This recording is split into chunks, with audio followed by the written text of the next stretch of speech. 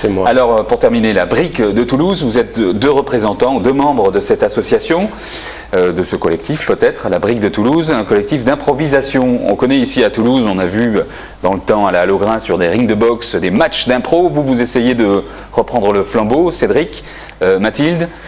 Oui, alors de jeunes gens. Le but du festival, en fait, c'est de montrer... Car vous organisez un festival, je n'avais pas dit encore. On va voir cette affiche. Oui.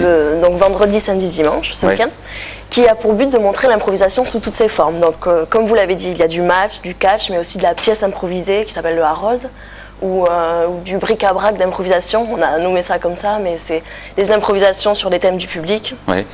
Donc voilà, le but c'est de montrer un maximum de formats qu'on peut trouver en improvisation théâtrale. Ça veut dire que l'improvisation, c'est pas juste des gens qui se réunissent pour rigoler autour d'improvisation. Il y a des formes, vous avez employé le mot format, des formes différentes. On fait de l'improvisation nous depuis 5 ans maintenant, on s'est rendu compte que tous nos spectacles étaient pleins tout le temps. Oui. Et en fait, il y a donc des matchs d'improvisation où on rencontre d'autres villes. Et quand on s'est déplacé dans ces autres villes pour jouer, c'est vraiment comme une équipe de sport, comme deux équipes de sport se rencontrant.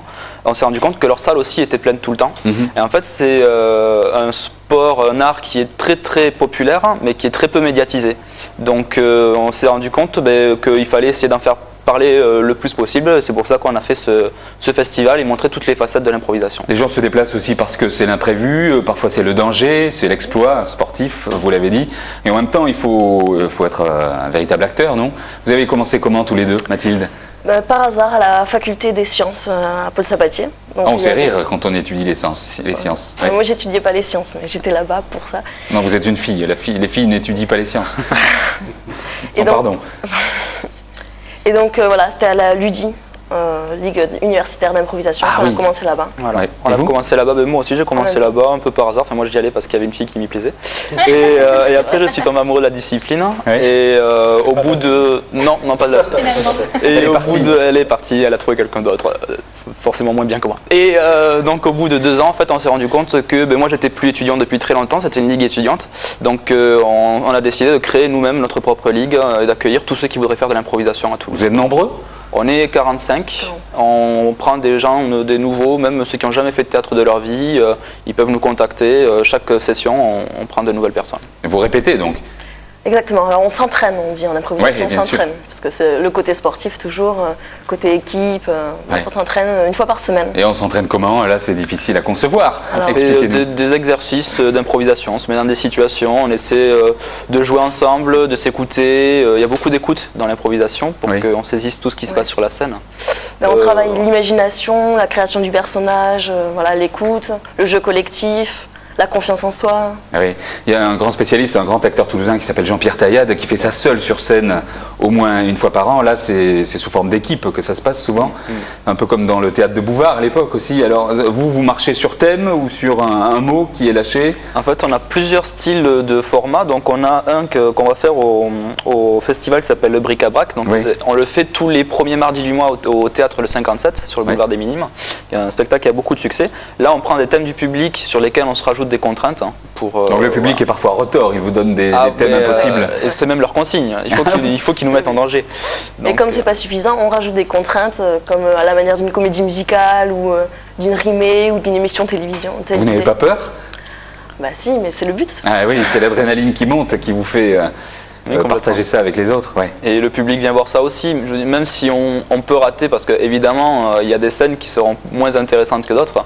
Le public sait que c'est de l'improvisation, donc ça fait partie du spectacle aussi. Mais est-ce que le but, c'est de faire rire ou pas tout le temps? Est-ce qu'on peut jouer un drame? Là, ça dépend du format. En fait, c'est vrai que lorsque c'est des thèmes du public au bric-à-brac, c'est vrai que le public attend de rire. Donc, c'est vrai qu'on a tendance à vouloir faire rire. Alors qu'en match, quand on tombe sur des catégories plus à la manière d'auteur de théâtre, on peut essayer de faire plus du drame.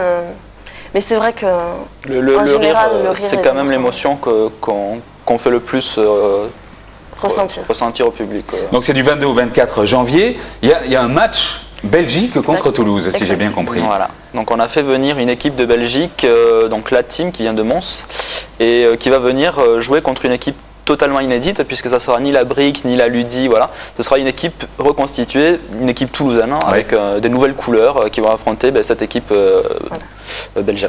Voilà. Et ces Belges, d'où viennent-ils? De Mons. Ouais. Je ne sais pas. Mais bon, c'est en Haute-Garonne, à côté de Florence, non? Ce sont des faux Belges. Non, ce sont des vrais Belges de Belgique.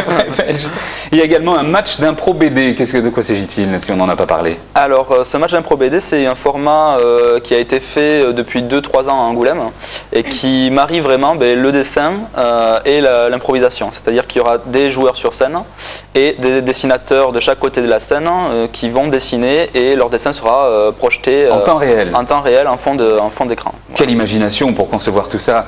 Vous avez des aides, je suppose, pour monter ce festival ou c'est par vos propres moyens? On est en partenariat avec le théâtre Jules Julien. Et donc, où ça aura lieu, oui. Voilà, et donc la mairie de Toulouse avec eux. Et nous sommes produits par une troupe d'Albi qui s'appelle Les Mouches du Coche, voilà, et qui nous soutiennent pour ce festival. Alors je parlais tout à l'heure de spectacle de l'Antiquité toulousaine à la Logrin, je ne sais pas Jean-Paul si vous vous souvenez de ça. Il y avait un ring à la Logrin et la Ligue d'improvisation faisait ce pourquoi elle est payée. Vous, sur la scène du théâtre Jules Julien, vous installez un dispositif ou c'est juste la scène et puis les comédiens? On va ajouter une patinoire sur la scène. Puisque pour le match, normalement, nous devons de jouer dans une patinoire. Alors, c'est pas une patinoire avec de la glace, c'est juste une patinoire comme un ring, un grand ring. Patinoire. Enfin, parce qu'en fait, le match d'improvisation vient du Québec et vient du hockey sur glace. Donc, pour le format match, ouais, toutes les règles sont calquées sur le hockey sur glace. L'origine du match d'impro, en fait, ce sont deux Québécois qui se sont rendus compte que personne ne venait voir des pièces de théâtre au Québec, alors que tout le monde se ruait pour voir les matchs de hockey. Donc ils ont eu l'idée de prendre les règles du hockey, les adapter au théâtre d'improvisation. Et donc c'est pour ça qu'on a des maillots de hockey quand on joue dans un match d'impro. C'est pour ça qu'on appelle l'aire de jeu la patinoire. Enfin, voilà. Et vous prenez autant de coups que les joueurs de hockey en prennent? Oui, psychologiquement, oui. Ah oui, c'est-à-dire vous vous balancez contre les rambardes. Et on peut être pénalisé par l'arbitre, on peut être sorti de scène. Il y a des fautes. D'accord. Ce qu'il faut. Il y a du catch? Il y a du catch d'impro aussi, donc le samedi. Et là, ça sera un peu le même système, sauf que les règles seront prises au catch. Donc un arbitre, 2 joueurs dans chaque équipe qui peuvent alterner en se tapant la main. Voilà. Et c'est un spectacle qui va très très vite, où les idées fusent. Théâtre Jules Julien ce week-end, si je ne me trompe pas. Merci la Brique de Toulouse. Au Québec maintenant, il y a beaucoup de monde dans les salles de théâtre, notamment grâce à un auteur qu'on a vu il n'y a pas très longtemps au TNT, qui s'appelle Wajdi Mouawad. Voilà.